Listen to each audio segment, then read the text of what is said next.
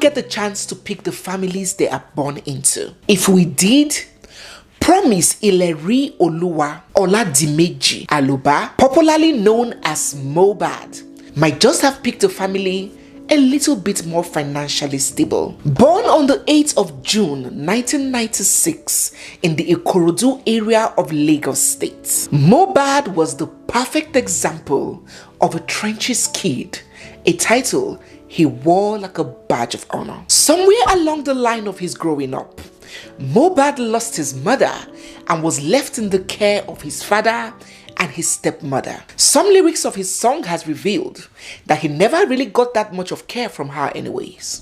10 years I no see money, stepmother no care. After his primary and secondary education, he has revealed that his father assisted getting him admission into a polytechnic. But furthering his education wasn't working for him at all. He was all about the streets, all about his grind, all about his hustle, and before long, he dropped out. Daddy got the money, make I go poly. I go poly, but I no go class, daddy, I am sorry. With no decent job and no proper education, the harsh realities of life soon came biting hard at him. His hustling here and there could hardly sustain him. He had to go learn a skill. I used to have 2 friends then too that do music too. But me, I used to make money from them, my carpenter work. So I used to pile all this money together and go to the studio. Those are my own first move, like I need to go and work then. MOHBAD had one innate talent, one interest, one passion, one that he could never put away. He loved to sing, rap, and entertain. MOHBAD will constantly make covers of songs, trending songs from popular musicians, and post it to his Instagram page. He did one for Kiss Daniel, another for Techno, and in addition to that, he kept on releasing freestyles on his Twitter and Instagram handles. You know, he was just putting himself out there, selling himself, trying to gain visibility, and soon enough, he began to get noticed. The online growth came, the followership came, he became an online sensation. And you know what they say about a light being unable to stay hidden for long? He soon got noticed and caught the attention of music executive and owner of Malian Records, Naira Marley. And before long, he got signed into Naira Marley's record label as an artist. His life was about to change for the better, or maybe for the worse. Getting signed into one of Nigeria's biggest record label must have been a dream come true for MOHBAD. His looks, lyrics, style of delivery came with that relatable street trenches identity. He and his music had a connection to the ordinary person on the streets. It stood him out and people loved him for it. In 2020, only 1 year after he was signed in, he collaborated with award-winning producer Rexy to release Kopoke, and gosh, that was a street anthem.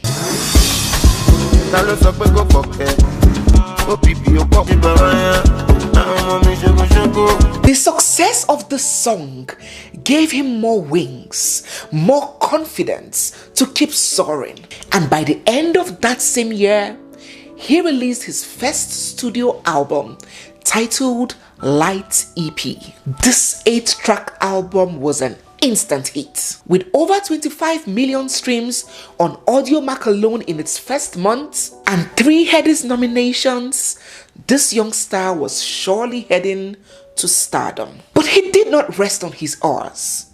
He kept on dishing out great street relatable music, touching on issues that pertain to the average man in Nigeria. And when he came off with Feel Good, oh my gosh.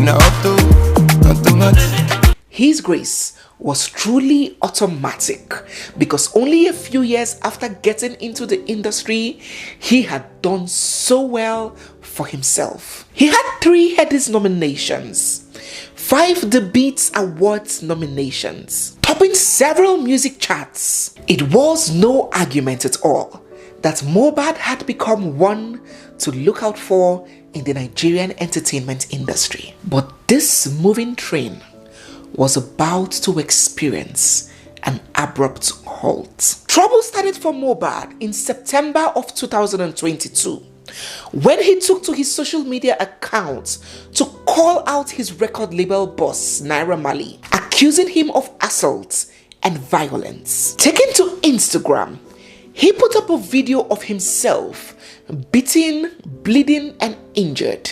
And he said, "Just because I want to change my manager, which is their brother, see what they did to me at Malian House." He explained that his record label boss Naira Marley had unleashed his dogs on him, ordering his goons to beat him to a pulp simply because he chose to leave the record label and get a new manager. So in October of 2022, only 1 month after that assault incident, MOHBAD took to his social media to release an official statement revealing that he has now cut ties and is no longer under the management of Malian Records. Now, it is still unclear why MOHBAD chose to leave Malian Records only 3 years of being its signee. Some people consider it rather premature. They believe that MOHBAD could have done with some more tutoring, some more guidance, some more benefiting from the brand and platform of Naira Marley. They believe that there was so much more that he could have gotten from his boss, who had a lot more experience and connection in the industry. They wondered why this young lad was in such a rush to leave. And on this question, there have been many speculation. The first suspicion was that of ripoff, and that is not new to a lot of us. Some people suspected that MOHBAD was being so thoroughly ripped off by Malian Records. Come on, we have heard of circumstances where these record label bosses take up to 90% of the earnings of these artists, leaving them with crumbs and peanuts to survive on. That was the first suspicion. The more popular suspicion, one that made it round the streets of social media, was that Naira Marley was allegedly trying to use MOHBAD to peddle drugs. People had accused Naira Marley of being a drug peddler, a drug lord, and that he disguises as a record label boss to use these signees to push his illegal and illicit drugs. That is number 2. The third and the most popular on the streets is that Naira Marley was allegedly trying to force MOHBAD into cult-related activities, trying to force him to be initiated in his cult group, and that MOHBAD had refused to do that. And that caused a strain in their relationship, forcing MOHBAD to quit. Now, these are the 3 words on the streets: allegedly. Well, that single decision by MOHBAD to quit Malian Records may have brought about the very many woes that followed. Naira Marley is said to be an inexorable, grim individual, a very shrewd businessman. People need to start appreciating the effort I put into not being a serial killer. There are reports that he felt insulted and slighted by MOHBAD's decision to exit his record label. He may have thought, oh, after I gave you a brand, gave you popularity, gave you a platform, you think that you can just quit on me? Well, we'll see about that. Now, there is a very close ally of Naira Marley called Samson Balugu, aka Sam Larry. You see, in every street, every city, every zanga, there are movers and shakers of that hood. And when I say movers and shakers in this context, I'm not referring to people that control the economy and prices of goods and services. No. I am talking about savage individuals who are used to execute dirty, underground deals. And there is word on the streets that Sam Larry is your go-to guy in those affairs. Let me buttress further. During the last governorship election, it is no news that a particular sect of individuals were threatening some tribes not to come out and vote or risk being beaten, injured, or even killed. Now, there was a knife-wielding street urchin that was going around polling booths to polling booths, using machetes to threaten and beat up people who came to vote their preferred candidates. I'm talking about this guy. And guys, that guy, this is him with Sam Larry. So Sam Larry is popular. He is connected. I mean, look at this video of him with the President of the Federal Republic of Nigeria.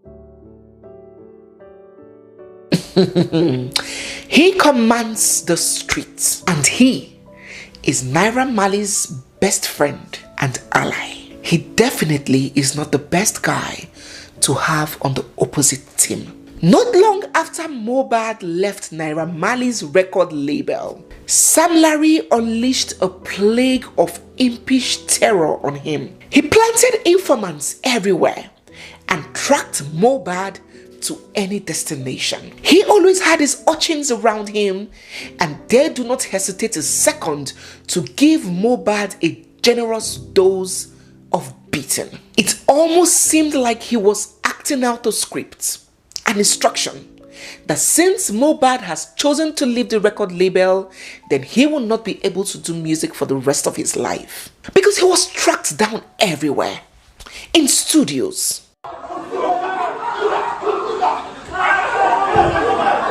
music video shoots, Mad, let me do one deal. I think it's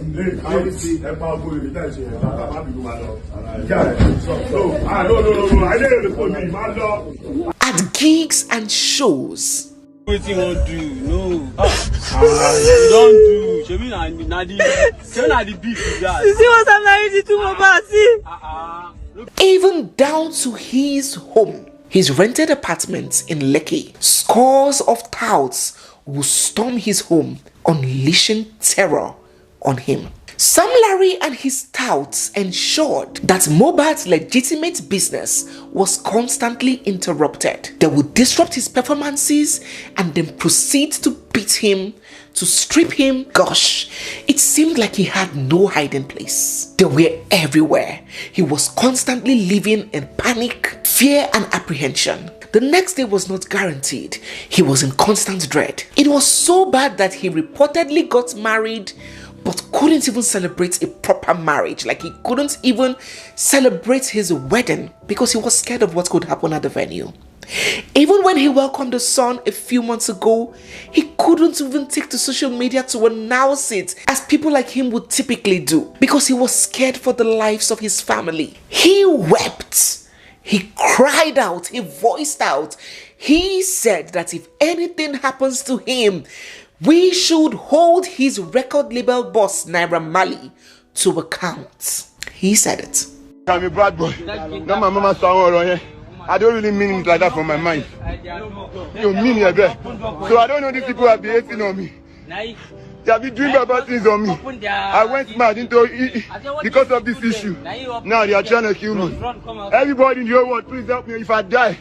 Oh, Amalia kill me. I beg, if I just to Christy. Ọlọ́run gbà mí o. Jésù ẹ gbà mí o. Ọlọ́run ẹ gbà mí o. Jésù ẹ gbà mí o. Look at all these people, sha. My God will never fuck me up. Never. And what is also worthy of note is that in all the pictorial and video publication evidencing all the many assaults that he passed through, MOHBAD never retaliated. He never even defended himself. He didn't want to fight. He just wanted his peace, his life, his sanity, his freedom. He just wanted his safety. These were robbed from him on a daily. When the threats, bullying, and harassment became unbearable. MOHBAD had to petition the Commissioner of Police, reporting Sam Larry and all the many things that he has been doing to him. A part of that petition read, on the 25th of June 2023, just a few months ago, while having a video shoot with another artist, the above mentioned persons, numbering about 15, led by Sam Larry Elegushi, invaded the premises with dangerous arms such as guns, cutlasses, etc. They scattered the whole process of the shooting, damaged the equipment I was using for the shoot, valued about 5 million naira, and in the process, they became violent and assaulted me, which I sustained injuries but narrowly escaped. During the assault, they were boasting that they work for Oba Elegushi, one of the very senior monarchs in Lagos, and that they have been asked to deal with me for reasons best known to them, which till date, they are still threatening to kill me if seen. The petition continues, but it's good I highlight that part. Despite all this cry for help, most unfortunately, no arrests were made. Absolutely nothing was done to protect this young man from his assailants, his aggressors. Not from the industry where he belonged, not from law enforcement agencies. This defenseless boy was out on a limb, on his own, on a battle that was too big for him to fight alone. When MOHBAD got totally fed up and couldn't find any help on earth, he decided to take his own life. He attempted suicide. I don't have to say this, but I'll say this. At the point, me and MOHBAD were in an apartment, and MOHBAD was like, he wants to jump from the upstairs because of this labor issue. But we go hold this boy for window. MOHBAD don't almost jump. Now his girlfriend just enter room, see MOHBAD sit down for window.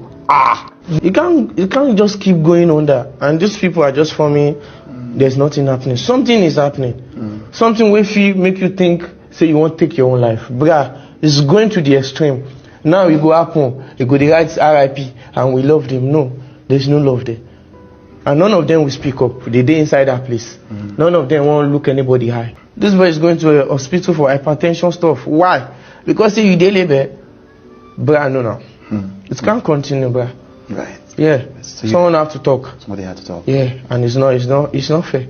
The whole horror got him hypertensive at only 26 years of age. He was constantly under admission.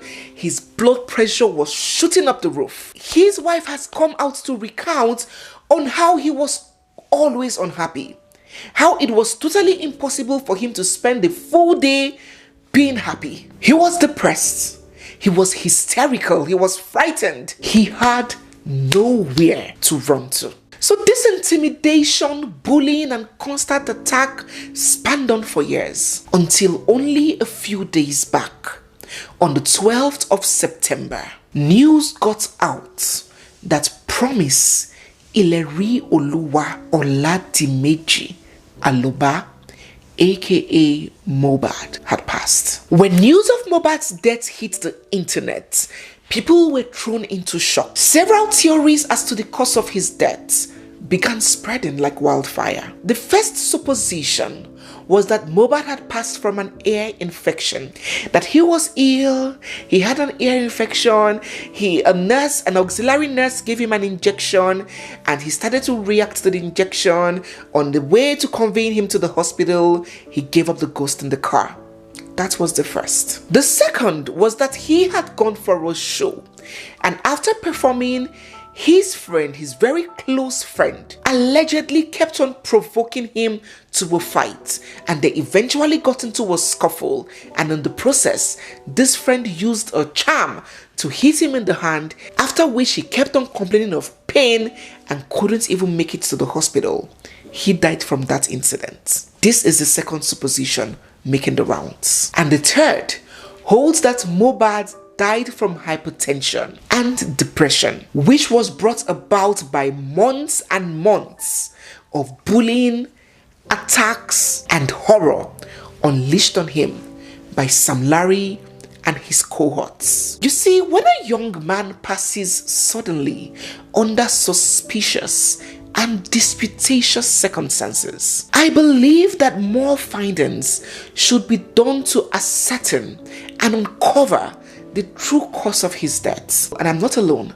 Many people share in my belief. So it was an added shock to many when only a few hours after MOHBAD passed, he was horridly buried. We were all thinking that maybe he's a Muslim and his religion dictates that he be buried immediately. But alas, MOHBAD is a Christian. His father is even a pastor in a white garment church, a cleric. So the big question begging answers is, why was MOHBAD horridly buried in such a rush, without caring to investigate and unravel the mysteries surrounding his sudden and untimely passing? Did you watch the burial videos? It will sure bring tears to your eyes. An undersized casket was brought in for him.